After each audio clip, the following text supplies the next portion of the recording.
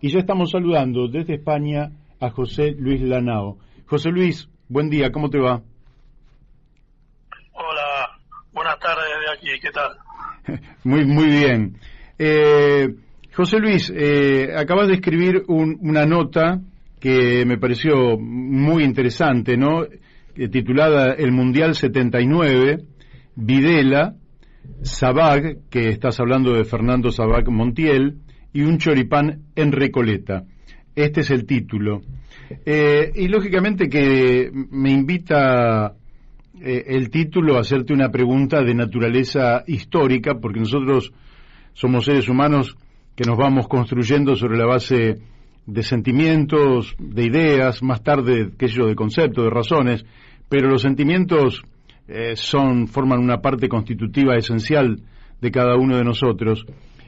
Vos estuviste frente a frente con Videla después de aquel triunfo espectacular en Japón.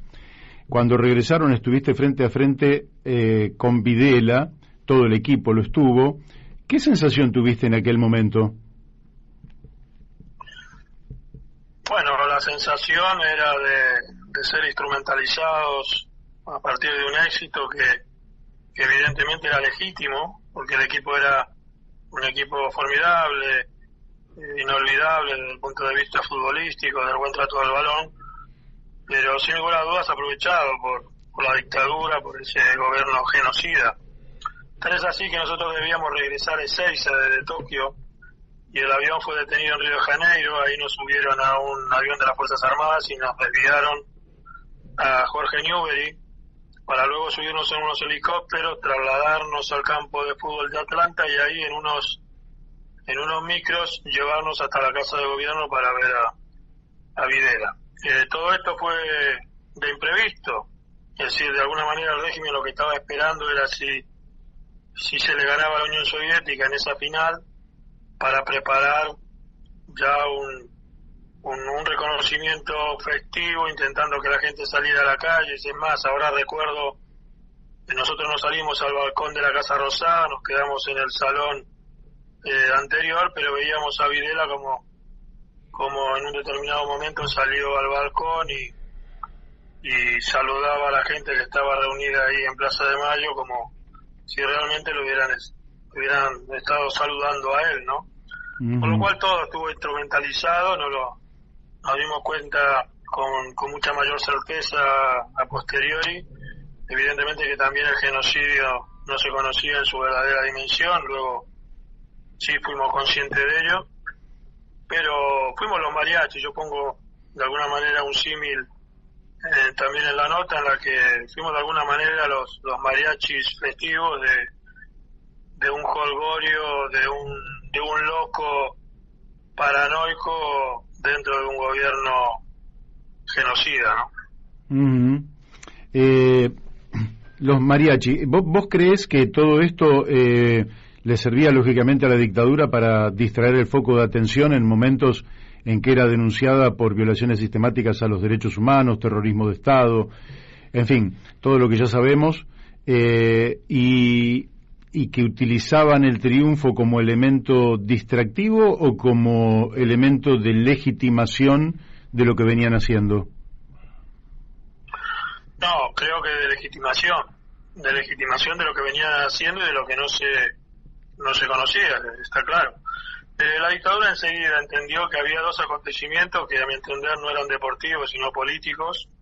Se le quería dar una imagen deportiva y que evidentemente en la esencia era deportivo, pero ellos lo entendieron como dos acontecimientos políticos. No había otro donde pudieran sacar a la gente a la calle y festejar y de alguna manera maquillar que ese festejo estaba de alguna manera relacionado con un cierto apoyo a su gobierno, a su régimen, también teniendo presente que en ese momento, cuando nosotros llegamos al país, estaba la Comisión de Derechos Humanos de la OEA, con lo cual se juntó todo. Pero la dictadura entendió enseguida que eran tanto el Mundial del 78 como el del 79 eran dos acontecimientos políticos, vuelvo a resaltar, políticos, no deportivos, que debían aprovechar porque no se iban a encontrar en otra situación de estas características, ¿no? Uh-huh. somos un país con fascismo sin fascistas. Es casi como paradojal, digamos, ¿no? ¿Qué querés decir vos con que somos un país fascista sin fascistas? Porque yo recuerdo que Bernardo Neustadt planteaba algo así como que todos cargaban en la Argentina con un enano fascista, que es fascismo con un enano autoritario, prepotente e intolerante, por decirlo de alguna manera. ¿Qué querés decir vos con esta frase? No, en realidad la frase de Neustadt es una frase célebre de Oriana Falazzi, que era una periodista italiana. Ajá. Que ella decía que todos llevábamos que en Argentina se llevaba todos llevaban un fascismo, un enano fascista adentro. No, yo me refiero que hay una parte de un fascismo en nuestro país sin fascistas, es decir, se intenta maquillar. Aquellos que vivimos en países donde existió un fascismo profundo, asesino, con el caso mío en España, en el caso de Italia, en Portugal, con 40 años, casi 50 años de dictadura, no se tiene miedo de hablar con las palabras justas de lo que es fascismo, ¿no? Sin embargo, en Argentina se lleva una cierta maquillaje con respecto a determinados términos, sobre todo utilizados por los medios hegemónicos de personajes políticos, libertarios, supuestamente libertarios, que periodistas también, o tertulianos, que defienden, que se enarbolan en banderas, y que en el fondo defienden un discurso fascistoide, que pasa desapercibido porque lo intentan maquillar con otro tipo de léxico, de palabras, y entonces a la gente no se le queda realmente la palabra real de lo que representa, sino que se le quedan palabras eufemísticas que hacen pasar como posiciones políticas, digamos, a la derecha de la derecha, pero sin entrar en distinciones mayores. Y eso realmente es un problema en Argentina, porque no se quiere hablar con las palabras reales, ¿no? Es decir, Videla ha sido un fascista, literal, es decir, porque el fascismo dentro de esa ambigüedad del término se puede enfocar de muchas maneras. Orwell estuvo en la Guerra Civil Española y mucho tiempo en España conviviendo desde el exterior con el franquismo. Hablaba de ese fascismo de andar por casa, ¿no? Es decir, el fascismo no es solo político, hay un fascismo que se puede interpretar cotidiano en las relaciones sociales, en las relaciones con la mujer, con los hijos, con la religión, con diferentes aspectos que uno de entrada no lo relaciona con el fascismo, pero no dejan de ser comportamientos fascistas que hay que denunciar. Y entonces yo hablo que creo que Argentina en estos momentos es un país de un cierto fascismo sin fascista. Nadie se reconoce fascista, nadie se reconoce que defienden posiciones fascistoides, y sin embargo lo son, y que creo que hay que mencionar. Hay evidentemente una prédica dura que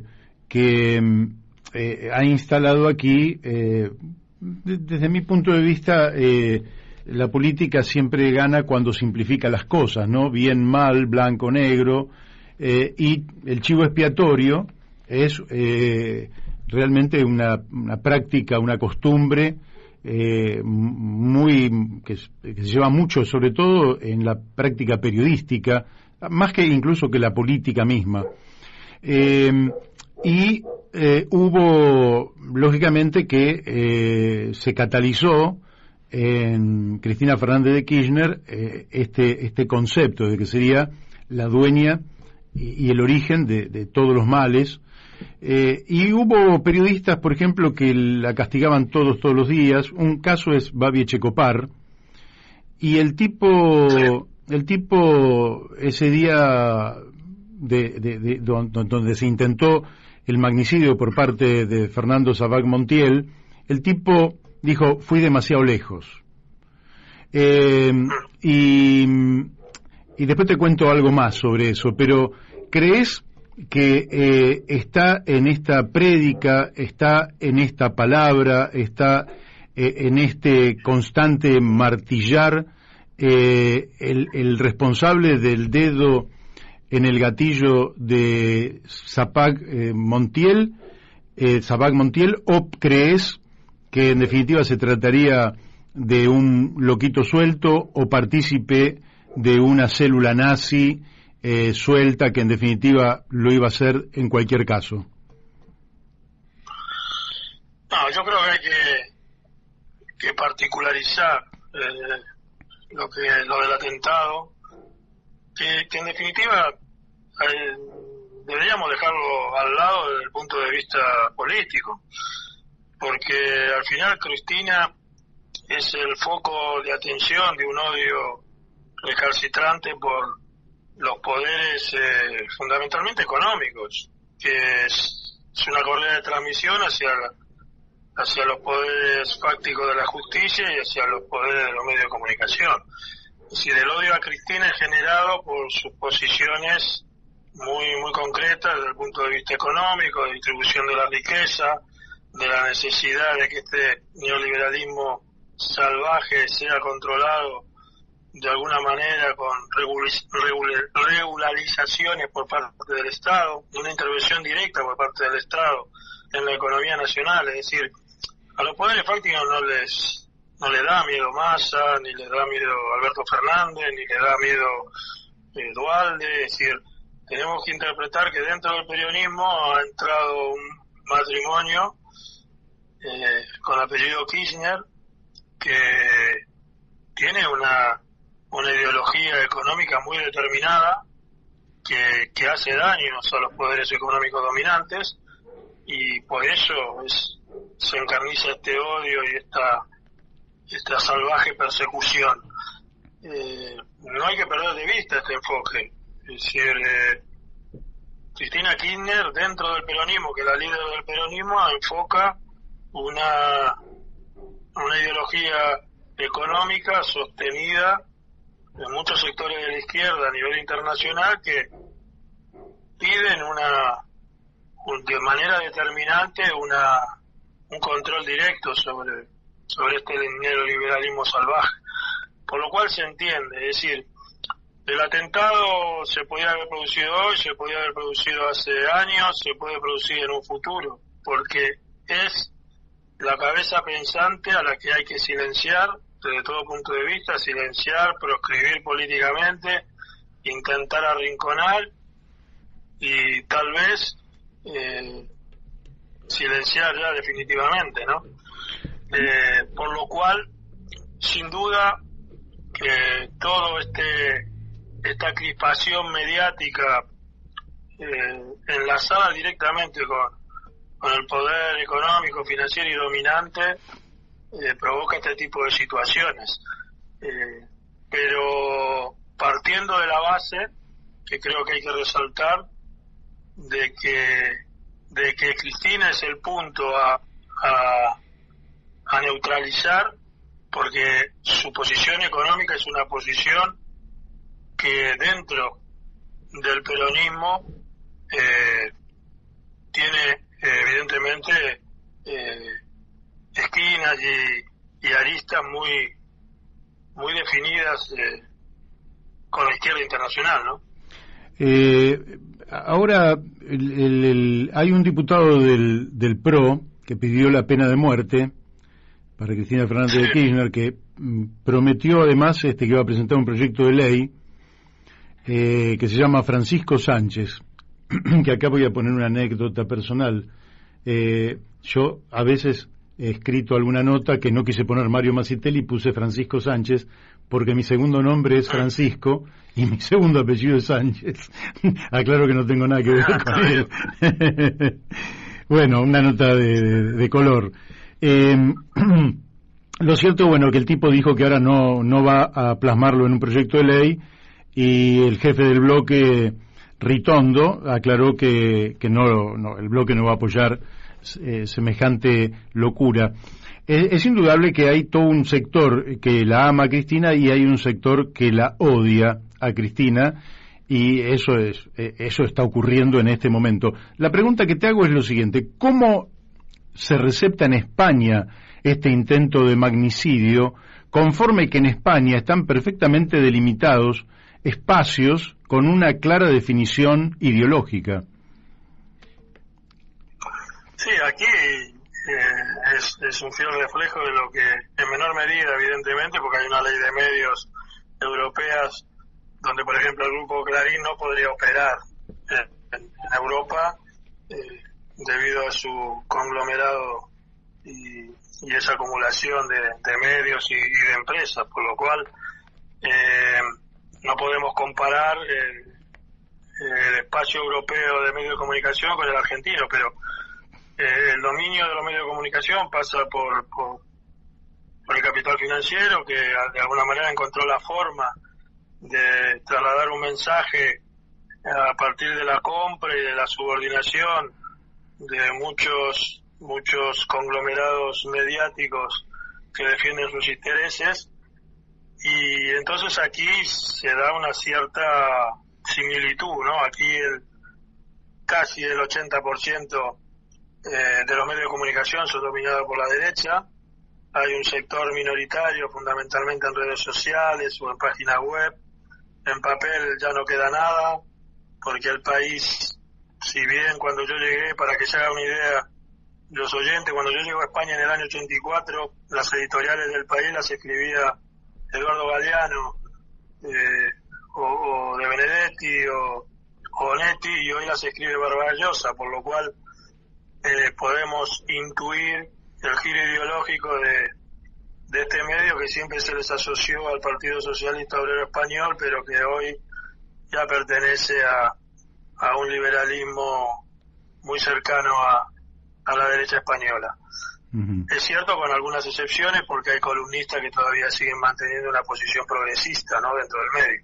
Pero quiero decir que aquí se da la similitud que se da en Argentina. Entonces la visión que se tiene de lo que sucede en muchos medios conservadores, y la primera información que trasladaron sobre el atentado a Cristina era la posibilidad de ser un montaje, de ser algo que esté dentro de la previsibilidad de un gobierno que necesita un impulso fuerte para las próximas elecciones. Claro. Bueno, José Luis, nos quedarían muchos temas, pero acá tengo... Vos te iniciaste, te cambio el tema, pero por un minutito nomás, porque acá tengo un invitado en el piso hoy, que, bueno, es médico, estamos hablando de un libro que acaba de publicar, pero es hincha de Vélez y escribió sobre Vélez. Vos fuiste jugador de Vélez. Sí, yo arranqué todo desde los 13 años que empecé en Vélez Sarsfield, hice todas las carreras de divisiones inferiores, y sí, debuté en primera. Mi arranque futbolístico fue en Vélez Sarsfield. ¿Y seguís siendo... ¿Fuiste hincha de Vélez Sarsfield o eras hincha de otro equipo?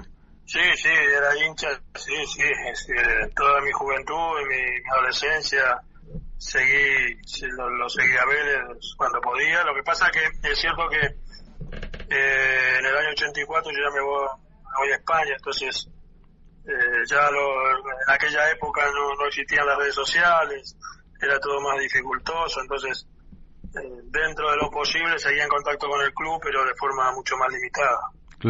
Claro. Bueno, José Luis, por hoy lo vamos a dejar aquí. Yo te agradezco la amabilidad que has tenido.